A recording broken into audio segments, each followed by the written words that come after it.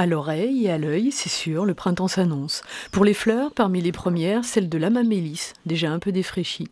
Puis viennent les perce-neige et le jaune claquant des forsythias. En sous-bois, on trouve les feuilles vertes de l'ail des ours, prémisse délicate d'une cuisine nature.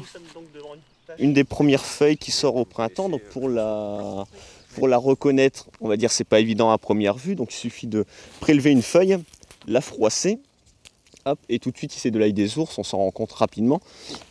On a une odeur d'ail qui se dégage, on va dire, très fortement. Les jardins de Valloire, dessinés par Gilles Clément, ont déjà 25 ans. Une collection de 4500 espèces différentes, amoureusement conduite par une poignée d'excellents jardiniers.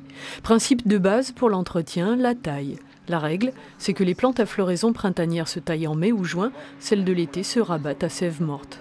La taille, c'est de la chirurgie végétale, hein. C'est bien ce qu'il faut se dire, quoi. C'est pas couper une branche pour dire qu'elle gêne, c'est couper une branche justement pour favoriser une autre, soit à fleurir, soit à partir dans une bonne direction.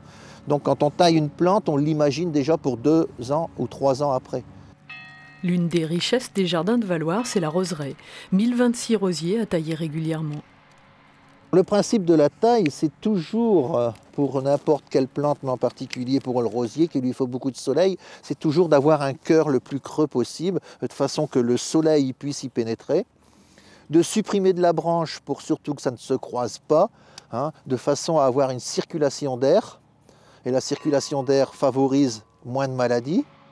Élément météorologique favorable cette année, le froid, bien installé fin janvier puis en février, a freiné le développement de la végétation.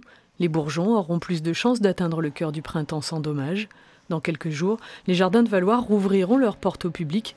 L'explosion magnifique et attendue de l'allée des cerisiers. Ce sera pour mi-avril.